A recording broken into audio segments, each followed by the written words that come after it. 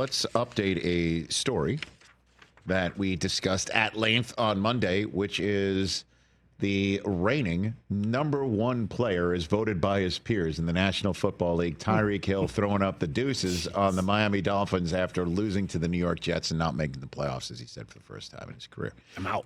And he basically said he was out, and he doubled down on it by saying farewell at the on the Twitter mic later on, and then the next day putting on his Instagram header a photograph of him, his head on the shirtless body of Antonio Brown from MetLife.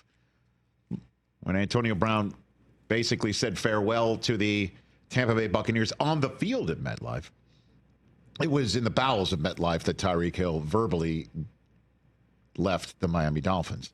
And Mike McDaniel said only what he basically could say was like, these are first blush reactions and emotions and the moments after losing. And, I basically had to speak to him, which is a different version of the I've got to check the tape.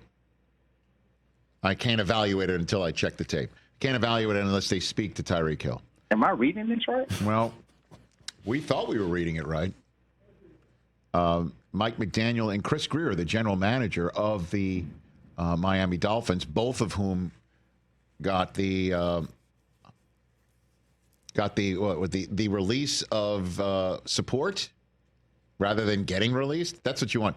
Well, if an owner's putting out a release, you want support instead of the we wish him well. And Stephen Ross sent out a statement in the aftermath. Was Tyreek Hill saying, "I'm out"? Stephen Ross is saying they're still here. The general manager and the coach are going to stay put. Chris Greer had this to say about, I guess, putting Humpty Tyreek back together again. I will say Mike and I both had conversations with Tyreek here yesterday, productive conversations. I will keep those between us. The one thing I would say is in a frustrating season, he was very emotional in a game where we had a chance coming back from 2-6. And I would say that's probably the thing I'm most proud of. The players and Mike and the coaching staff, that we were 2-6 and we're playing week 18 to potentially sneak in the playoffs. And I think all of that with him playing through his injury just kind of bubbled to a point. And from our conversations, again, we'll keep that private, but we had productive conversations. Did he backtrack? No, I would say, but he never asked for a trade with me. All right. So the last time this happened to a Miami franchise, they suspended their guy for a week. Or 7 games. This time around, they're circling the wagons. So they're not going to trade him in a couple months. Here's what I will say. That at this point in time, if Tyreek doesn't tweet anything out and doesn't put any other statement out there verbally or using his thumbs. Oh, he's changed his avatar back. That's a wise decision, I think. Yeah. That he if he doesn't say anything, the next time a Miami Dolphin official speaks into a microphone is only if they wish to, I imagine, at the Senior Bowl. And after that, it will be at the Combine, which is the last week of February. It's now January 7th and 8th, as you know, right? So I will just be walking around the Combine, and I have a feeling I'm going to be hearing a lot about this situation. Because if they put the genie back in the bottle for the moment, it may be, keeping conversations to themselves. The conversation to keep to themselves might be him talking about his quarterback having the inability to have his availability.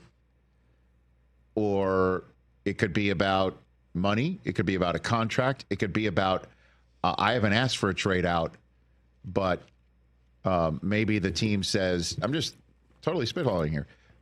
It doesn't help the situation. Because if he does want out, even though he hasn't asked for it, then the way out is to remove the photograph of your head on the shirtless body of Antonio Brown and don't say anything.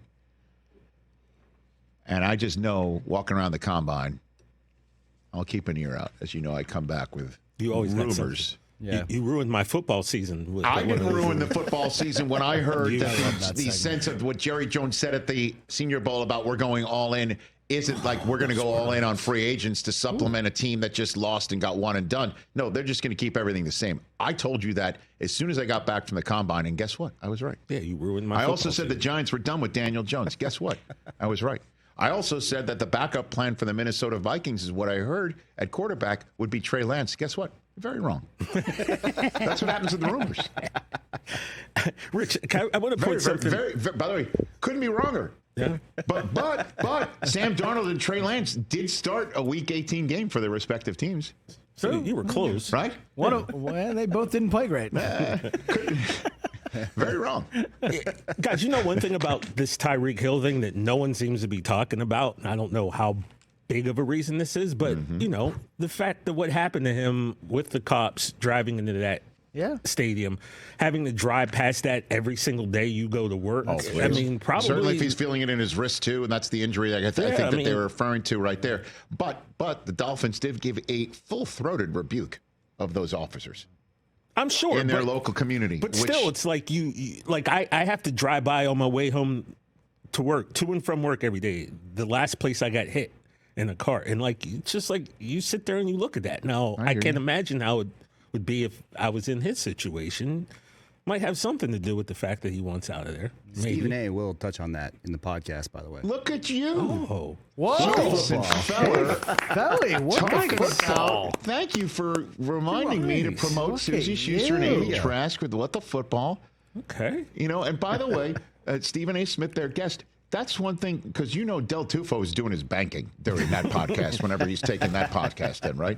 You're actually listening to what's happening. So I appreciate that. And on behalf of Susie and Amy, I think I'll say I appreciate it too. Jay, were Stephen A. and I kind of simpatico there? Or? Oh, God. Yeah, not so much. Okay. Okay. Interesting. Okay. I don't want to give too much away. On What the Football with Susie and Amy. Wow. Get it where you get your podcasts or the Rich Eisen Show YouTube channel. Well done, Rich. Catch the Rich Eisen Show every single day on the Roku channel, 12 to 3 Eastern, for free.